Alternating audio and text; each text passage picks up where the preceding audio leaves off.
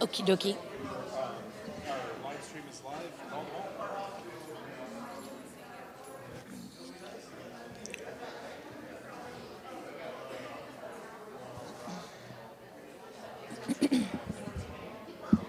I am like about 8%.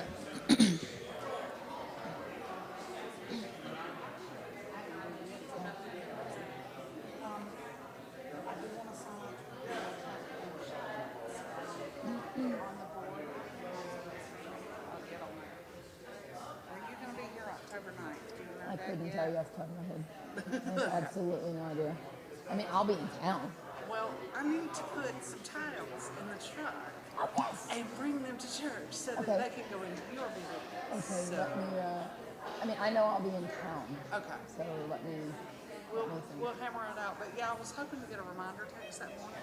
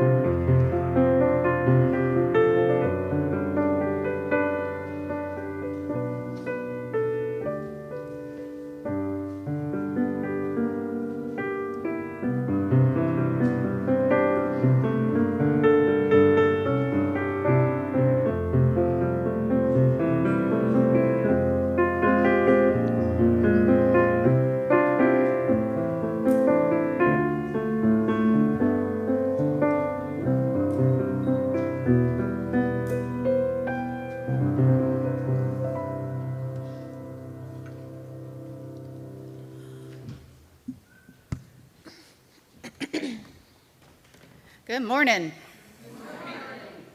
We are so glad you decided to be here this morning, whether you are here in person or joining us virtually. Don't forget to join us after the service for the volunteer fair downstairs in Wild Hall. The elevator is working. And there is food provided by wonderful volunteers. So come learn all the ways that you can be involved in this amazing place. As is the custom in the UU, our minister, Scott Neely, is out of the pulpit one Sunday a month. Scott has been sharing stories and reflections based on the Ouroboros all month. Of course, some people might be saying, all Scott has talked about this month is snakes, which is not some people's favorite thing. But the reflections have certainly been thought-provoking, and I might have shifted my thinking about snakes just a little bit. The theme continues today. This morning, we welcome Dr. Melissa Pilgrim to share her research with a special focus on the connection between herpetology and environmental change. Dr. Pilgrim writes, "We live in a world of large-scale environmental change, in part driven by human activities on the planet. A major issue we face is the biodiversity crisis. Species are going extinct at rates many refer to as the planet's 6th mass extinction. It is hard to come to consensus regarding the significance of species loss. I will use snakes an often misunderstood group, to demonstrate connections of species to their and our environments. I will discuss the role of snakes in our world, including their contributions to medicine, technology, ecosystem functioning, and as indicators of environmental health. Dr. Pilgrim earned her PhD from the University of Arkansas and her postdoctoral research at the University of Georgia's Savannah River Ecology Laboratory. Her research combines field ecology, biogeochemistry, and ecophysiology using herpetological systems as her animal models. Dr. Pilgrim has organized an army of students into an undergraduate research group called Upstate Herpetology. Dr. Pilgrim, thank you for being here, and we are excited to learn from you. So now, if you will please stand in body or spirit and join us in singing hymn 347, Gather the Spirit.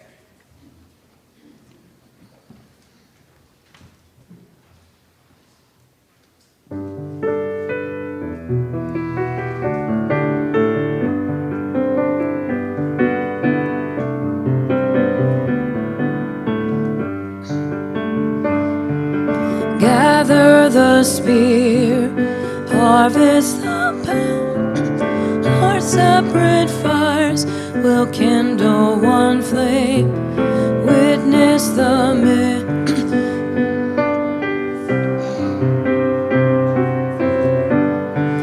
appear all the same.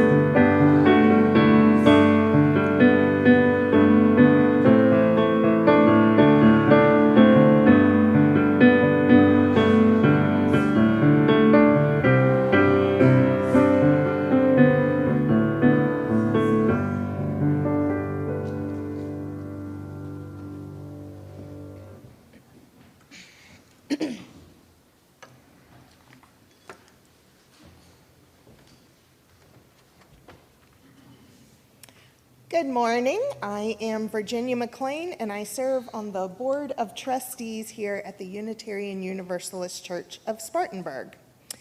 I am delighted to welcome you this morning, whether you are here present physically or joining us virtually.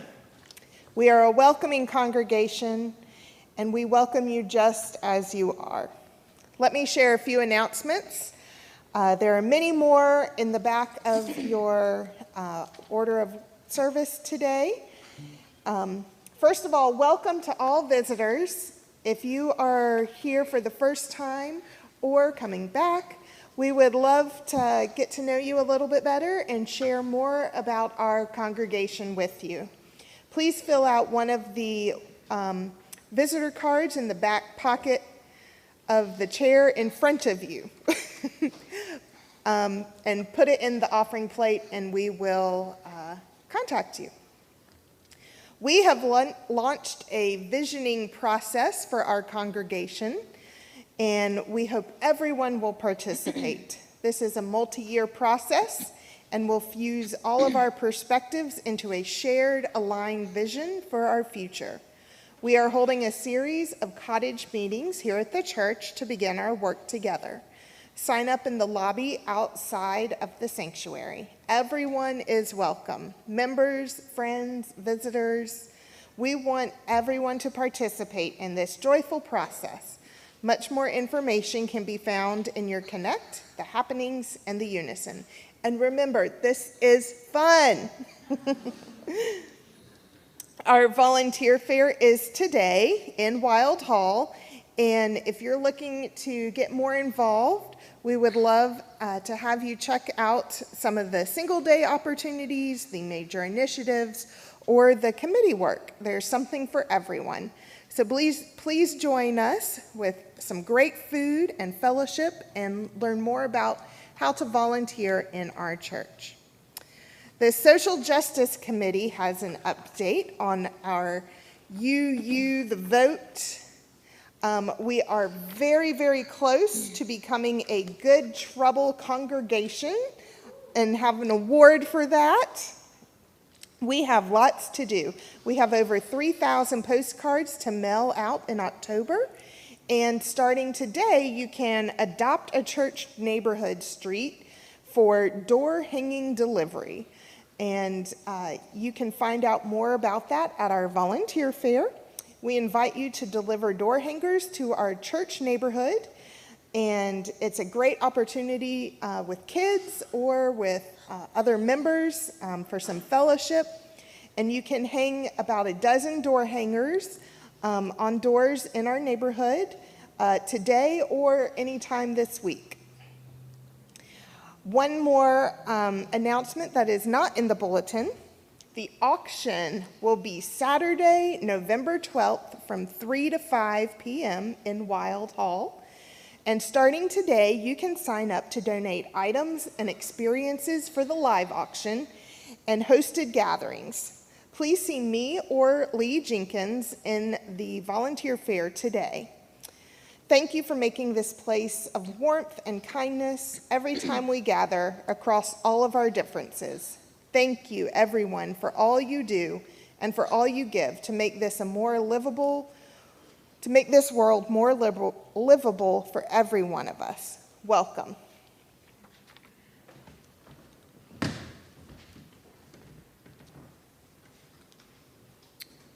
The lighting of the chalice, wisdom from studying snakes.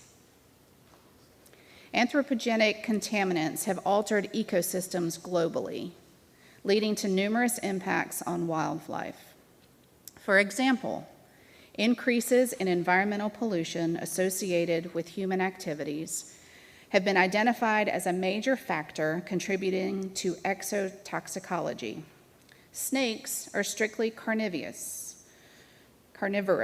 have relatively long lifespans, and exhibit smaller home ranges compared with other vertebrate taxa.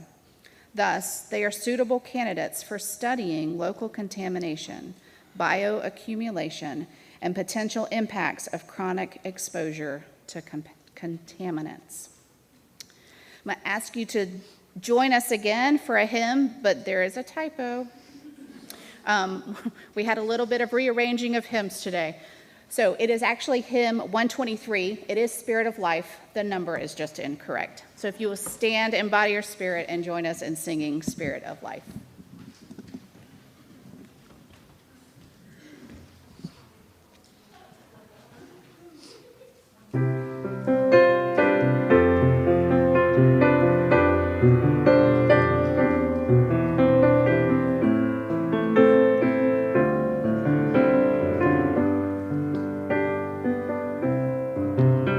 Spirit of life, come unto me.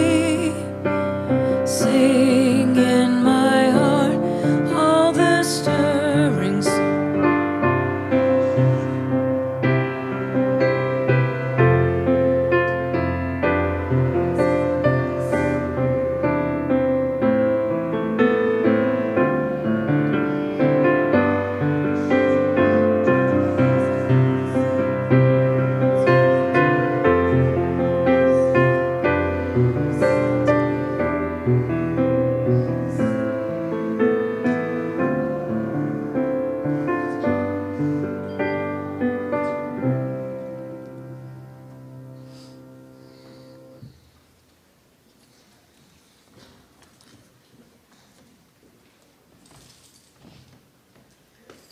morning. My name's Ruth Stanton, and I am serving as your worship associate today. And I'd also like to welcome everybody here. Our congregation has developed the tradition of the Rippling Bowl. We invite you to come forward, if you wish, to place a stone or a shell in our lovely water bowl. The placement of stones and shells represents the release of joys and concerns into the water. And the ripples we create remind us that joys once shared ripple out and are multiplied, and that sorrows shared ripple out and are diminished. You may now come forward and place a stone or a shell in the water, and I will place one of each to hold a place for those of you that are with us virtually.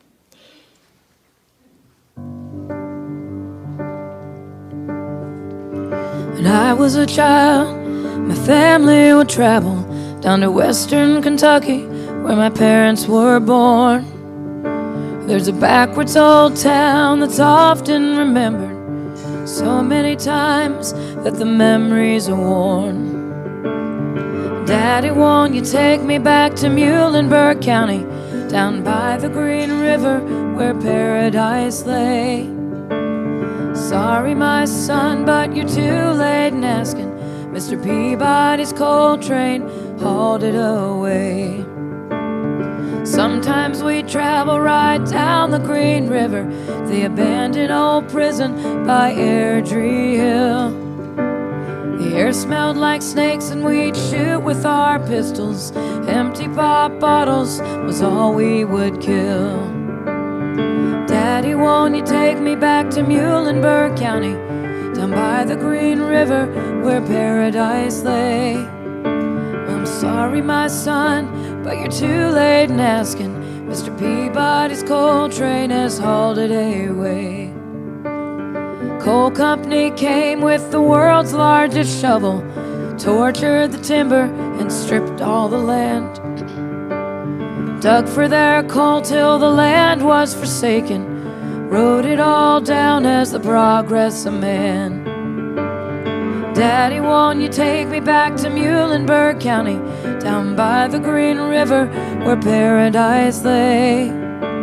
Sorry, my son, but you're too late in asking.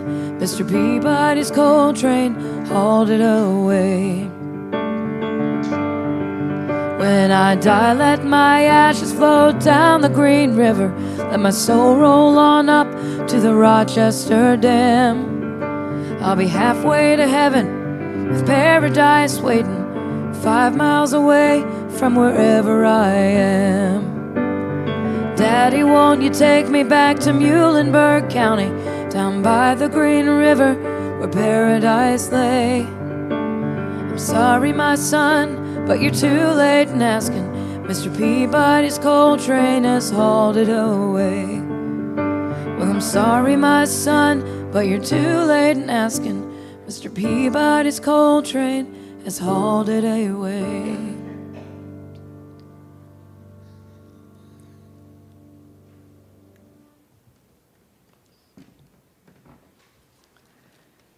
Thank you, Sydney. That was beautiful and gives us something to think about on those words. Our congregation created a covenant to describe how we hope to be with each other and how we hope to live out our faith in the world. Please join with me in saying our covenant together, and you can find it in the order of service or down below the live stream. We are a people of faith and hope.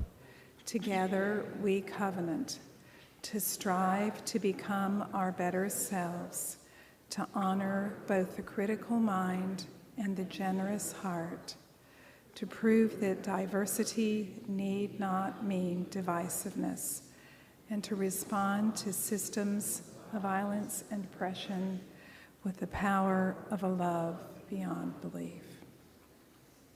Well, thank you for joining with me in that. Let's continue in covenant as we greet each other. You may rise and move around, but it's fine to remain in your seat if you'd rather. And remember, whether you're greeting your long-lost best friend or a brand new friend, somebody you've not met before, please check in as to how they might like to be greeted.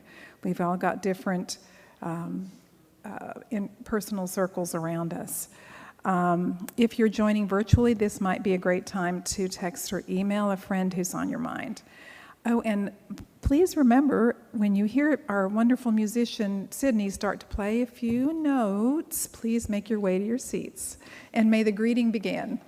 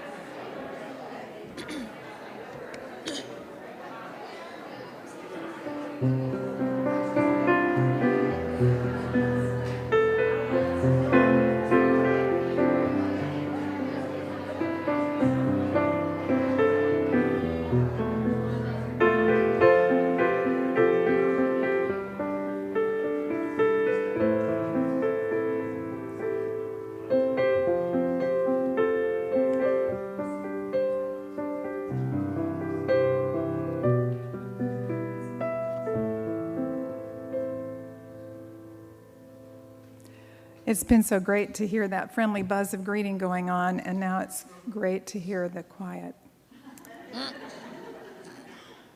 It's time for our offering now, and many of you have already given electronically, and we thank you very much for your generosity.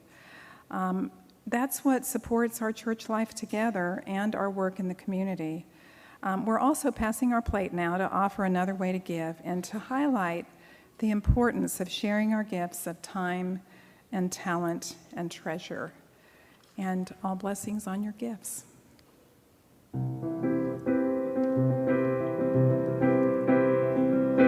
Paved paradise and they put up a parking lot with a pink hotel, a boutique and a swinging hot spot. And don't it always seem to go? You don't know what you got till it's gone.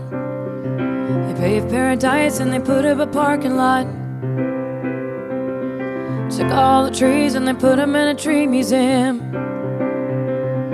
Charged the people $1.50 to see them.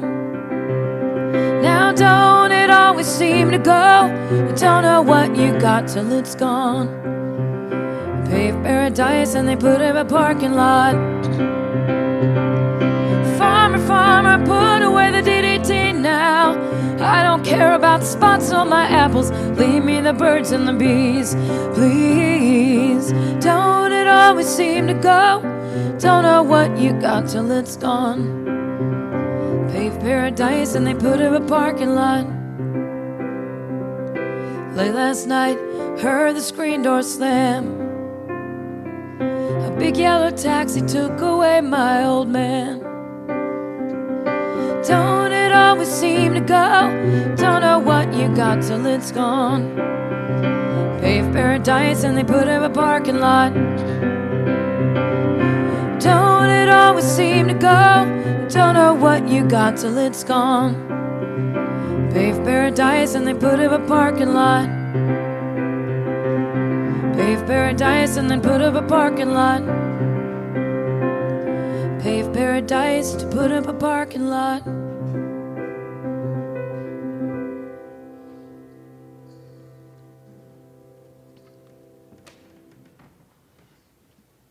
Please join me in a moment of silent meditation.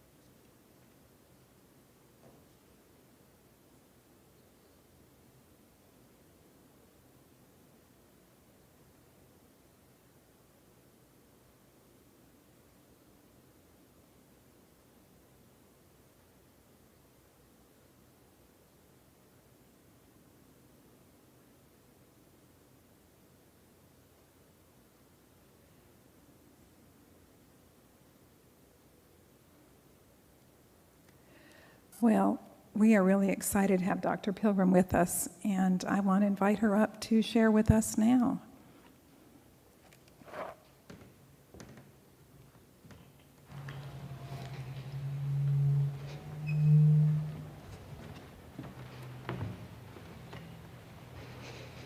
Hello.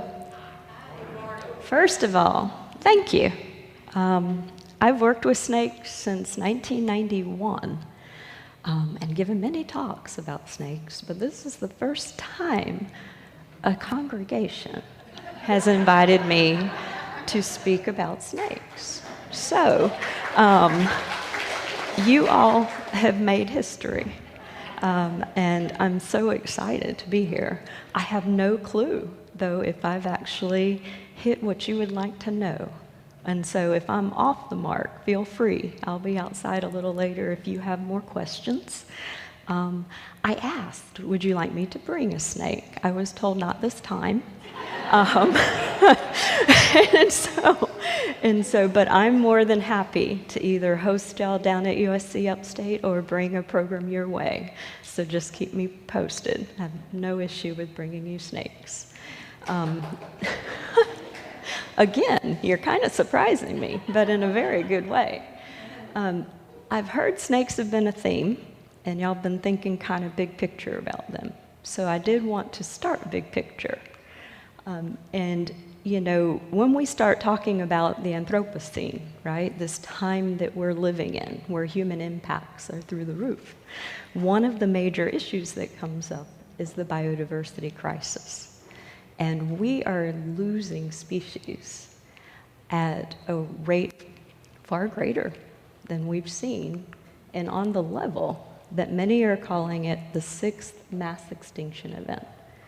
We've got the famous 5, right? But unfortunately, we're picking up some speed, right? And so if you think about another perspective, look as you trace across the orange, or what is orange on my screen, just in terms of the number of species lost, the amount of life lost on the planet as we were thinking about the mass extinction events.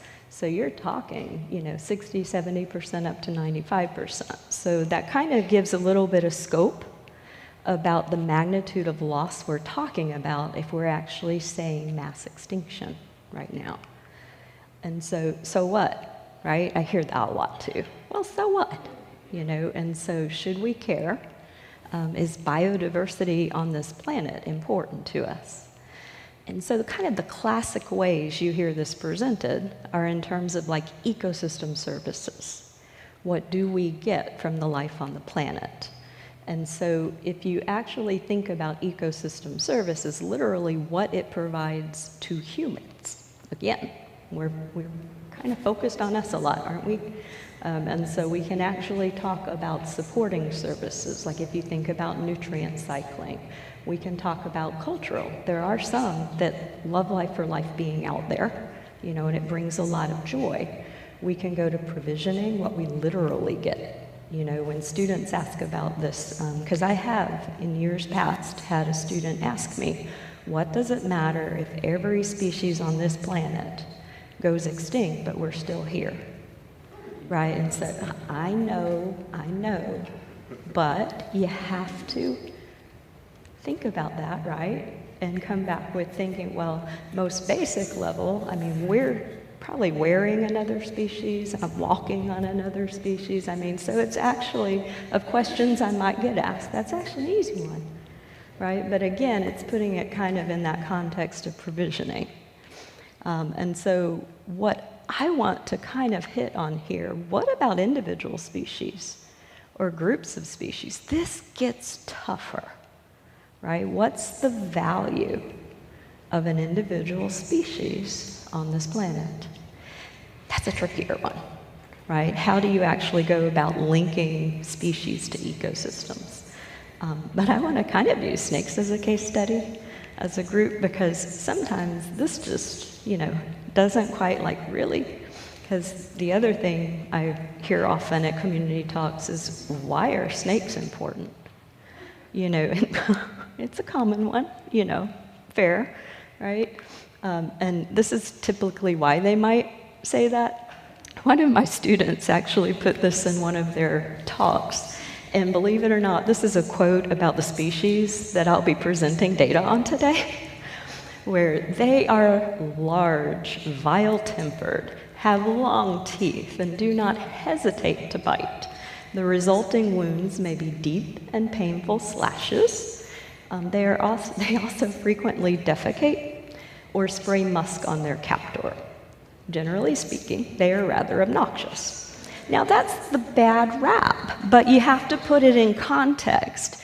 Often if they're behaving like that, we're grabbing them. If you were grabbed by something as ginormous as us relative to them, you might get a little ill-tempered too. So they do have personalities about them, right? But they are incredibly valuable. Now, the other thing you face with snakes is they fall into that category of hidden biodiversity. And so part of that mystery, and maybe why we don't know what they might contribute, right, is it's not easy to find them. Although, for those of you who garden in our area, they are around. I've been talking to some of you who actually have some snake encounters. That's a mixed bag, right? They also get a bad rap because they're relatively hidden, so they tend to surprise us when they do show up. But I have a little bit of a challenge for you, okay? If you're actually looking at the images, right, there's a timber rattlesnake, a copperhead, and a pygmy rattlesnake in those pictures, right? And I know you're a little far away, but can you actually find them? And so if we go to the timber, oh, I forget, I'm used to teaching and going to the board. I actually do have a pointer. Right there, you have a timber rattlesnake. And so keep in mind, those can get 5 foot or more, right? But they can leaf hide. Right there, you've got a copperhead. Its little head peeking out of the leaves, right? And then right there, a pygmy rattlesnake. And so, believe it or not, my journey with all this started working with pygmy rattlesnakes, way back when I was a youngster, right? And part of the lure was, it's hard to find them, but I find that funny, or kind of fun. I was one of those kids that liked, where's Waldo? You know, and so developed sort of a search image for snakes. Now, if you think about snakes in society, though, and this I don't think, you know, kind of stays behind the scenes as well, right? But actually, our military has learned a lot from snakes. Here we've got a pit viper, kind of like your copperheads around here, where you can see the nostril, but then the pit organ, a heat-sensing pit organ that senses infrared heat. So a lot of the military goggles and all were modeled after the heat-sensing pits. And then now a big thing, robotics. They've got snake bots out there, right? And what these robotics help us with are things like going into natural disaster areas, and they can get into crevices and crooks that we can't. So basically, they've modeled some robotics over how snakes move, right? To bring it back to one of my favorites, because this was the rattlesnake I started with. If you're on Integralin right now, or you have a loved one who is, that drug, that heart medicine, is modeled after one of the proteins in a pygmy rattlesnake venom. We get quite a few of our medicines, right, from snakes, and in particularly from the venom. If you think about what venom is, well, I shouldn't phrase it that way. Y'all probably have not thought much about what venom is. Venom is a complex of proteins, so a mixture of proteins. Some of them do things that really help the snake outright kill, right? And one of the ways you can kill something is to make it bleed out.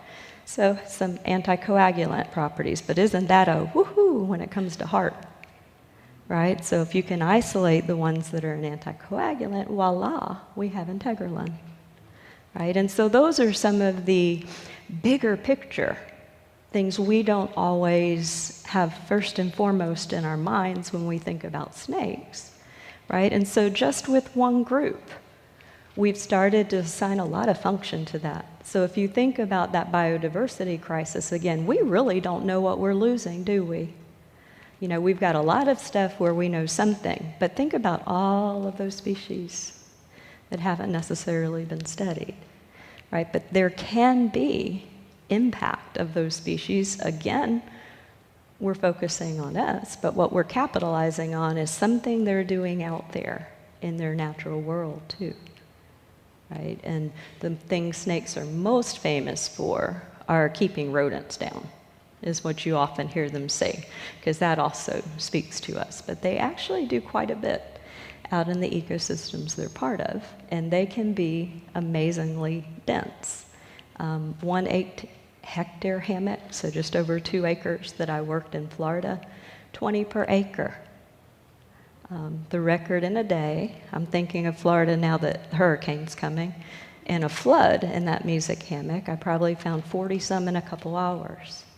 So do keep in mind when we start to say something they may do in the environment they're in, we could mean a lot, right? But what I'm going to focus on today is getting down to the nitty-gritty now. Can we start getting down to species level? So I've got you to snakes. Now we're going to come into water snakes, right? Wouldn't you love to be on Francis Marion and see that? Do you see the size of that water snake? And what's that? Beautiful, yummy catfish, right?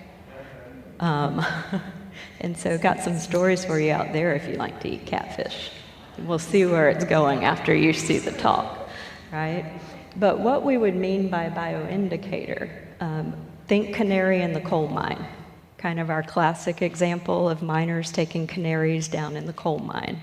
If that canary went bye-bye, the miners better get out of there. It was sort of warning for us about environmental quality. Well, there actually are a lot of species that can be bioindicators for us. And believe it or not, snakes are one of them.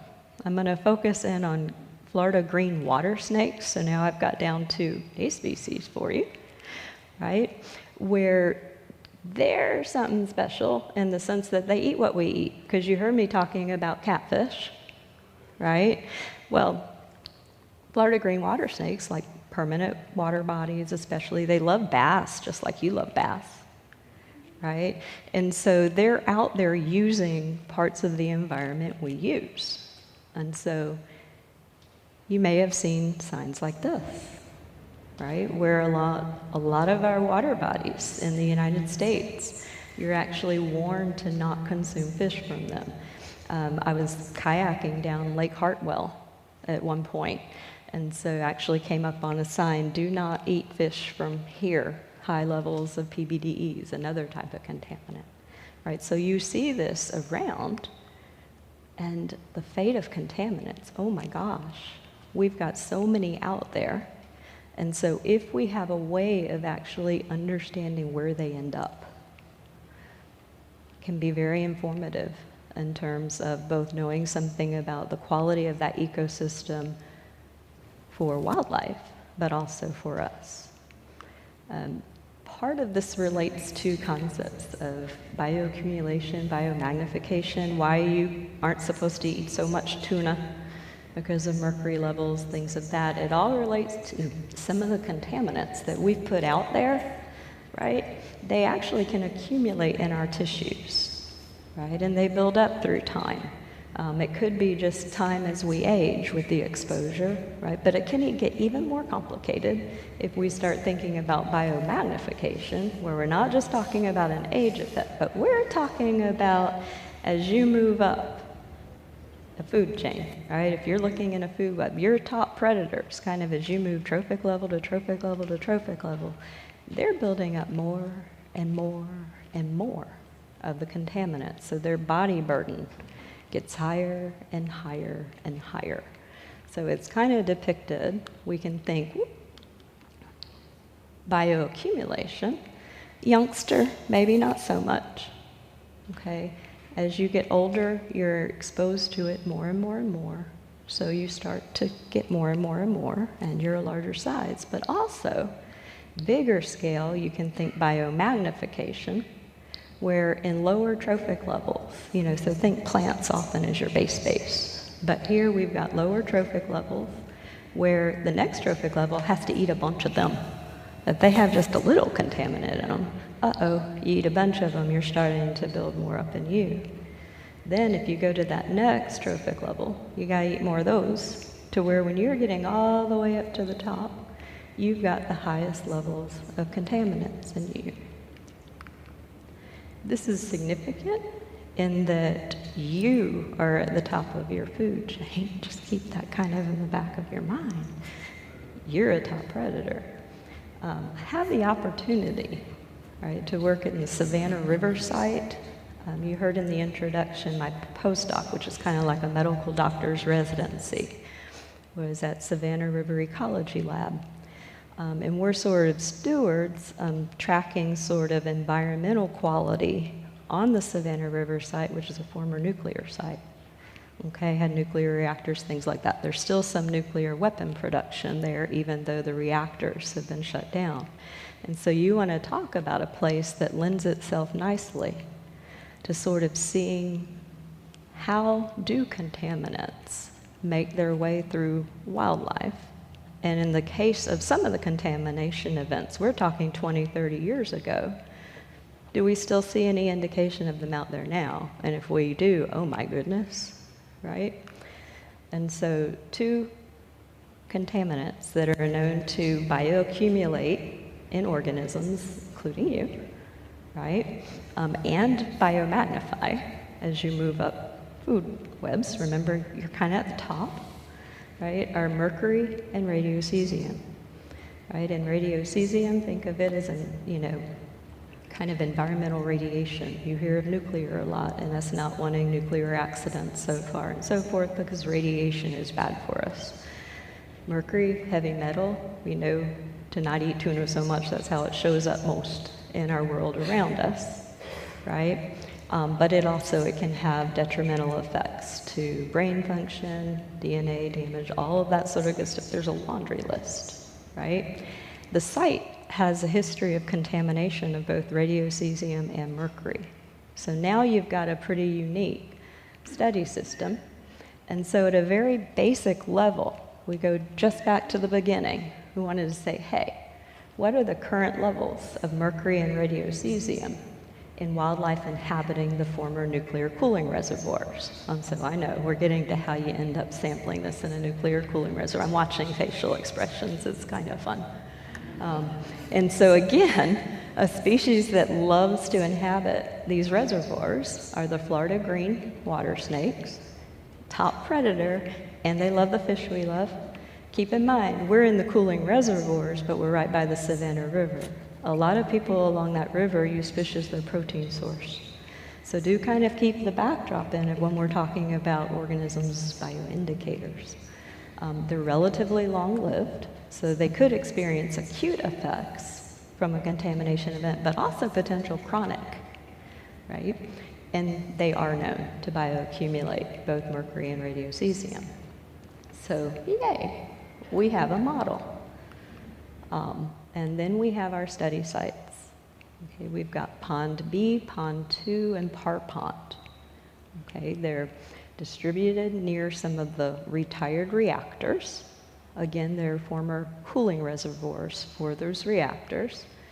The history of contamination, if you start at Pond 2, radiocesium contamination events were virtually non-existent there. You still can have some exposure because when you're cycling them through a nuclear plant and that water circulating, you might have some feedback into the cooling reservoirs. All the way up to Pond B that had some pretty high-level contamination events in terms of that radiation hitting the aquatic system and the terrestrial system there. Now, we want to say, okay, are the snakes actually reservoirs for those contaminants? Do we pick them up in their tissues now? Do we see any patterns, both for mercury and cesium? I brought up a contamination history pattern with cesium. I didn't have to with mercury. Mercury turns over quicker in the environment than radiation, but mercury's ever pervasive. Yes, the site by large had a history of mercury contamination, but it's still coming in from our atmosphere, our runoff. It's just one of our current global big players, right? But how we did this, if you were wondering, is we had to get into the reservoirs, right? And so we would use minnow traps and funnel traps. We would capture the snakes. Okay, whole body radiocesium counts. You'll see the gadget here in a bit. We could take a tail tip to get whole body mercury, if you can believe that, right? And we did take some work for isotope analysis, you know, that fun word she was saying, biogeochemistry. We're not going to talk about that part of the work today, but it's basically a technology where I could take your hair and tell you what you've been eating. Okay, so it's related to diet and transfer of materials. Now here, the superstars of all of this, though, we brought up students, okay? My students are superstars, but I have to take them onto a nuclear site, and I have to take them into cooling reservoirs and not want them to fall in. So we have to be able to navigate the water. So my training, right? I just realized my boss is in here. Hopefully this will go over okay. But what we would do, we have a beaver pond on campus. And beaver ponds, they can look kind of easy to navigate, but they're pretty muddy. So when I'm training them on how to navigate in chest waders, because I need them to be stable in those when we're in cooling reservoirs, I put them on one end of the beaver pond, and they like to kind of compete, race or whatever, and I say, well, come to me, race to me on the other side. And I'm over on the other side, waiting. And I know they started on the easier end, because they're heading for that. I'm not sure if you can tell the amount of mud that they encounter. And Nicole, and like Melissa in the middle, she's losing her waders completely. See, so I get practice at seeing how do they respond to unknown things happening. Are they okay getting dirty? Are they okay getting wet? But they come out still smiling. Okay? And then what that lets me do is be a little more confident when it's game on time. Because we've got to be able to go out in those reservoirs. We're going out by boat, by foot, you name it. Checking the traps, getting the tracks there. And then top right, you see Melissa looking really impressed, right? We have to go through radiological worker training.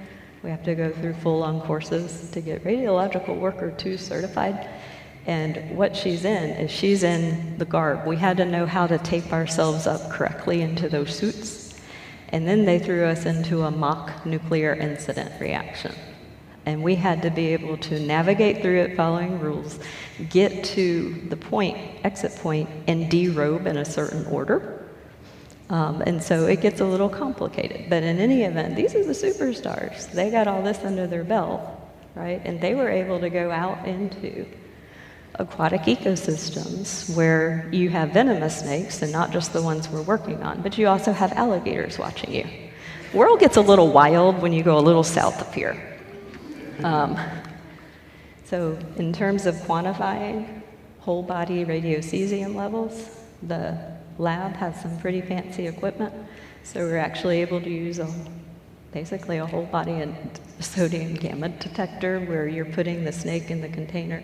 That's lead bricks all around it, so we're not impacted by the radiation, and can actually count how much radiation's in that relative to background and spit it out to a computer for us. Okay, we have a mercury analyzer. Basically had to dry those tails out. Isn't it crazy you can get a mercury read for the whole body of an organism just by a little tail clip? And then we ended up, here's going to be a little brief section, right, on some data, because I didn't know how many of you wanted me to be a science nerd or not, right? But we'll get back to. But we captured quite a few snakes. This is for that type of animal, and we talked about hidden biodiversity. Pretty decent sample size. All of them had contaminants in them, right? They do accumulate. Mercury and radiocesium, they to this day have body burdens of both, right? We said we're going to look kind of at patterns. You'll notice here we've got our 3 sites on this x-axis, and we have average whole body radiocesium on it. If you remember, Pond B was the big site for contamination events. Look at the difference, okay, with Pond B animals, right? Now, same thing, remember we talked about body size? So through time, the bigger you get, the contaminants may become more in you. If you look here, snout vent length, tip of snout to where they go to the bathroom front, the vent. We don't count tail because, predators clip a tail just like we clip a tail. So it's not, throw some mess into size estimates. So, and then if you look at cesium levels, right, you'll see that there tends to be a positive relationship between body size and contaminant burden. And that is worse, obviously, for Pond 2, because, greater contamination event, wide range of body sizes captured. If you're curious, well, let's put in perspective the red line that just came up. That's the EEC limit for fresh meat. And yes, I know you're not going to eat the snake here. Some places they do, but we're also thinking of it in the context of the fish. Okay? If we think about mercury, okay, and so we have our sites down here, right? There was no significant difference among sites for mercury. Not super surprising, right? We said mercury is still ever present. We do have higher at par, but we'll get to why in just a moment, but not significantly different. Now, if we look here, we've got the body size and the mercury level. Again, the bigger and bigger they get, the more mercury they have in them. And the daily consumption limit, did you see that pop on down below? Down in there, right? And so then some of why you saw here We did have a skewed body size over at Parr. That's where our bigger snakes were from. So that's why you saw that pop up, because look at that. Okay, and so as expected, contamination history impacted the amount of cesium we were seeing in them. Body size impacted contaminant levels. We've talked about it some as maybe an age effect, but we also talked about maybe biomagnification. That's where that isotope techniques come in. That's another study where we're actually saying, hey, is it biomagnifying through that whole food web, right? But the catch here, that top one gets me. Is that not kind of scary? Right? We're talking legacy contaminants here, right? The cesium entered that environment out there. Those contamination events were 20 to 30 years ago. Is that not outstanding? Not outstanding in a good way. Outstanding in a, oh my goodness, kind of way, right? And again, with mercury, we were talking about body burdens in those snakes, and some at pretty high levels. And so again, we learned all of that from studying a species in wetlands. And so it's that, remember, we started with kind of the cycling of contaminants around our world and the fate of them. Where do they end up? Well, they end up all over. Yes, sediments, yes, air, yes, water, but also the living parts of the systems they're part of. And we actually can start to link species to that cycling. And here we started kind of big picture with snakes in general, and we ended up with one water snake in a reservoir, giving us a lot of insight into fate of contaminants in our system. And so that was kind of the best approach I could take to go big picture with our Anthropocene and get it to a species. Okay, we've got oodles of species and other work if you're interested. But again, this takes a lot, right? And so I have to acknowledge my funding agencies that were up, National Science Foundation, all of that sort of good stuff, right? But remember, we've got to bring it back to the superstars, right? If you look at Kyle, Amelia, Michaela, David, that was where that quote that came from. That wasn't me, that was us, right? That was one of our more recent publications, right? But imagine what they went through to get those data.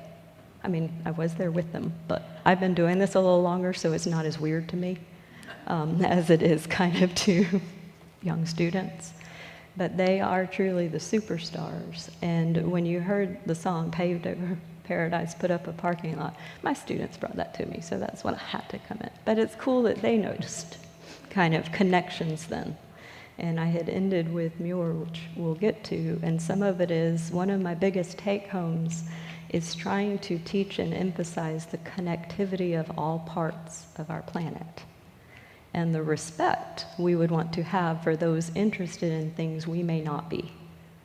I first explain it to students as, I'm not interested in studying bread mold.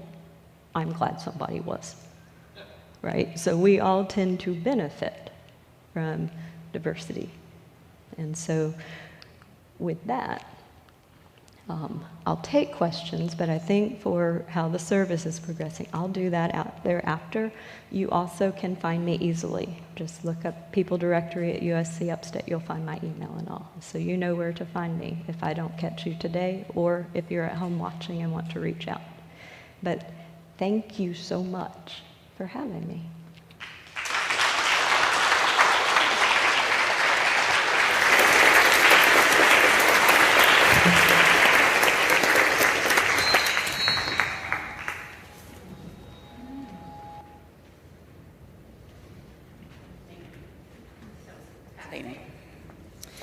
Stand as you are able, and we are going to sing verses 1 through 3 of hymn 203, All Creatures of the Earth and Sky.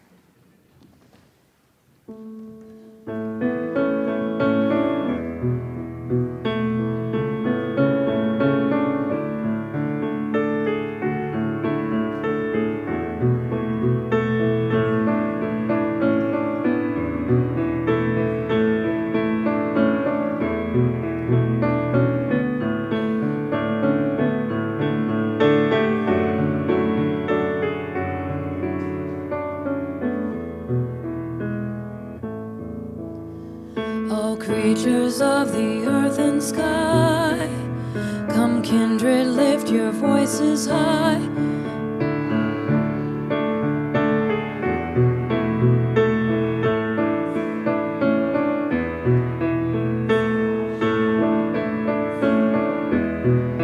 Hallelujah, hallelujah, hallelujah. Swift rushing wind so wild and strong, white clouds that sail in heaven along.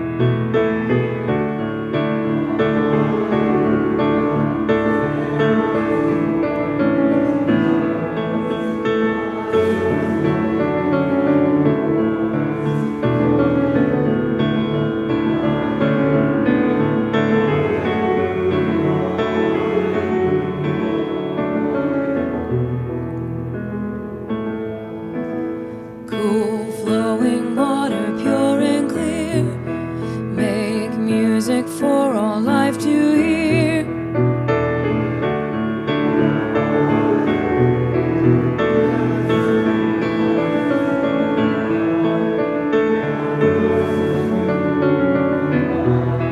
Hallelujah.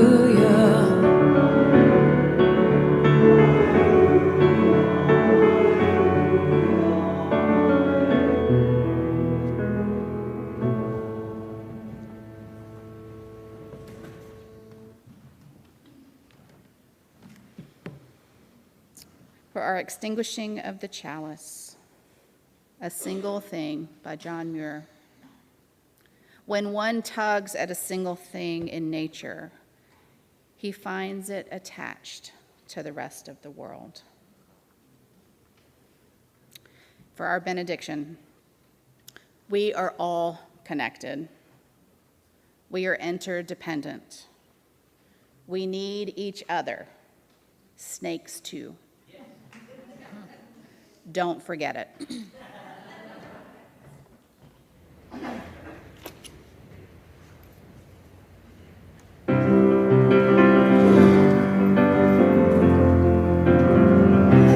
We have spent time together.